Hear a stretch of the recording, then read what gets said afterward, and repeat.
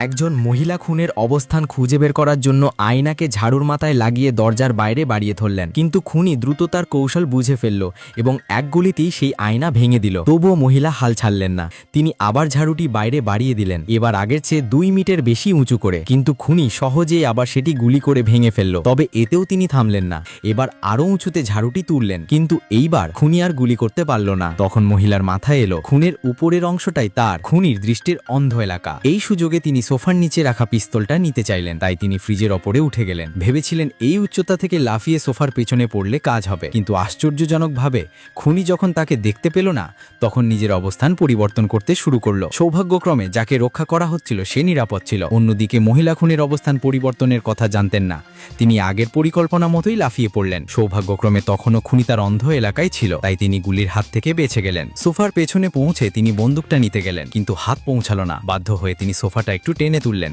আর তখনই দেখলেন ওখানে একটা স্নাইপার রাইফেল লুকানো আছে। তারপর তার মাথায় এলো এক দুঃসাহসিক ভাবনা। তিনি দক্ষতার সাথে রাইফেলে গুলি ভরে সোফাকে আড়াল হিসেবে ব্যবহার করে নিশানা ধরলেন। যখন খুনি অবশেষে তাকে দেখতে পেল, তখন খুব দেরি হয়ে গেছে। মহিলা ইতিমধ্যেই ট্রিগার টেনে দিয়েছেন, গুলি সোজা খুনের গায়ে লাগে। শেষমেশ খুনি হত্যার চেষ্টা ব্যর্থ করে উল্টো নিজেই নিহত হয়।